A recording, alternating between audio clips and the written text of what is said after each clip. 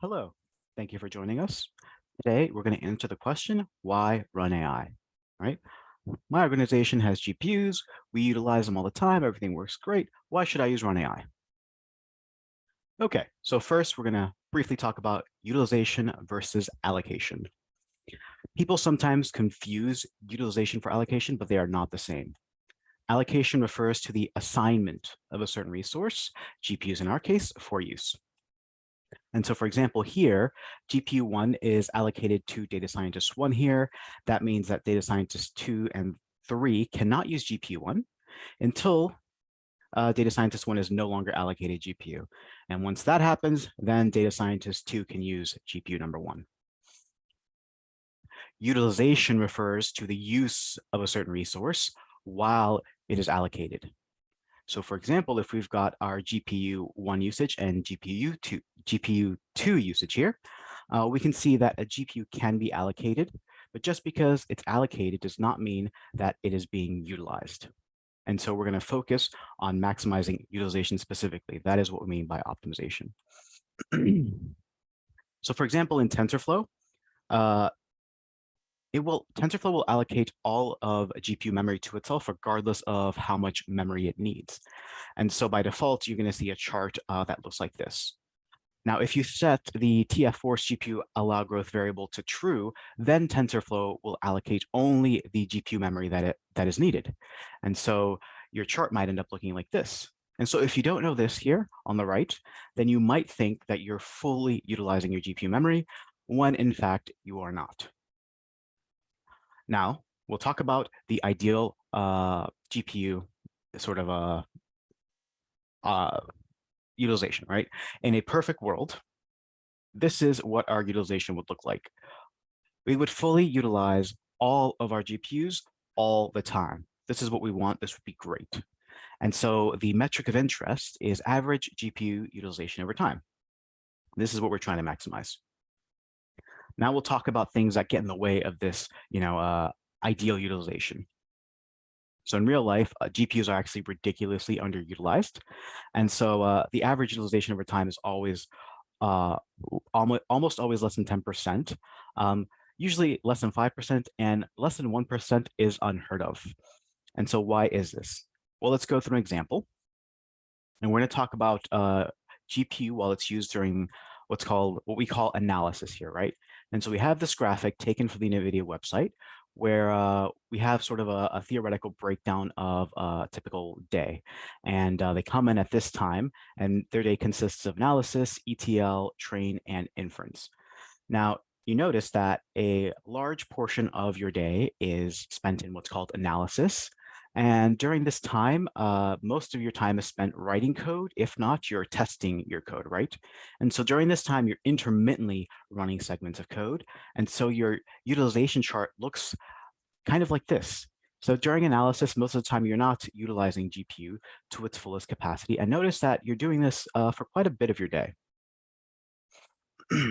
And so this is where we see the absolute lowest average utilization. Sometimes we're training smaller models, or running very simple ETL pipelines, or maybe we're running inference, in which case we do get consistent utilization over time, but the GPUs are not being fully saturated. So there's compute power that isn't, being used, sort of left on the table. And then finally, there's things that we do that actually do utilize like the full resources of the GPU.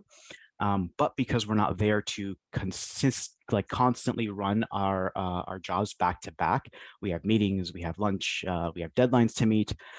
There's large gaps in between these high utilization periods where the GPU is idle and not doing anything. And so this is where runai comes in. Because if the goal is to maximize average GPU utilization over time, this is exactly what runai is designed to do. It's a Kubernetes-based software specifically designed to maximize your GPU utilization. And how does it do this? With two things: fractional GPUs and a dynamic scheduler. And so let's address this analysis low GPU usage problem.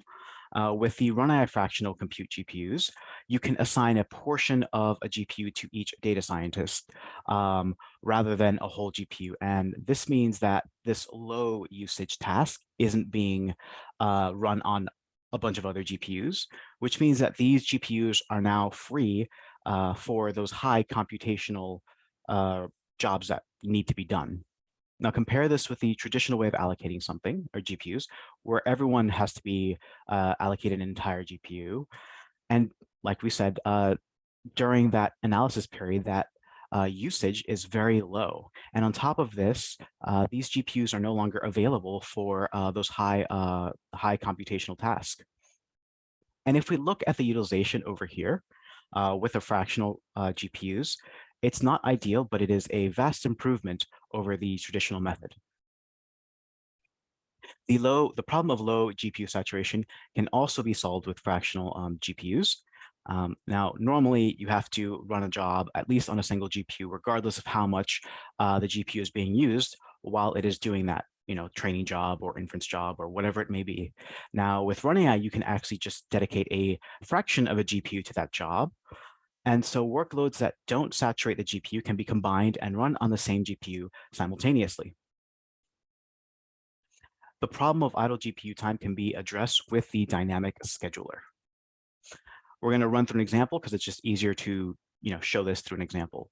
So imagine an organization has 6 GPUs and they have 3 data science teams, right? And so they decide that each team is going to be given a guaranteed quota of 2 GPUs at any given time. What is guaranteed quota? That's just a minimum level of GPU resources available to a specific team or project. And so, for example, if there's 3 project teams and 12 GPUs and the company wants to make sure each has 4, then they're going to have a guaranteed quota of 4, per project. And so they'll always at least have 4 GPUs available to them. So we can continue. Now let's imagine that it's a company holiday and everyone's out of work, and so nothing's going on except Bob is in because he is a workaholic and he loves data science and loves GPUs. And so because he's the only one with jobs in the queue, the scheduler is going to actually put all of Bob's jobs on all of the GPUs. All GPUs will be utilized, okay? Now let's say Patty comes back and she's got some jobs that she wants to submit. She has a guaranteed quota of 2. So the scheduler is going to stop some of Bob's jobs, put them back in his queue, and then go ahead and start running Patty's jobs. And once Patty's jobs finish, since there's no more jobs other than Bob's in the queue, it's going to take Bob's previously stopped jobs, and it's going to stick them back on the GPUs. And so essentially, as long as there's jobs in the queue, the scheduler will make sure that all GPUs are being used. And now if we want to put it all together, imagine that this is your GPU utilization charts over time, and you're not using runai. And so if you had runai, you can take all of the analysis jobs and run them concurrently on one GPU with a fractional GPUs feature. You can take all the smaller jobs that share a GPU and also run them on one single GPU. And the dynamic scheduler will make sure that all GPUs are being utilized whenever there's jobs to be done. And so you can see that the net result of the optimization with runai is that resources become free much sooner and more work gets done in less time.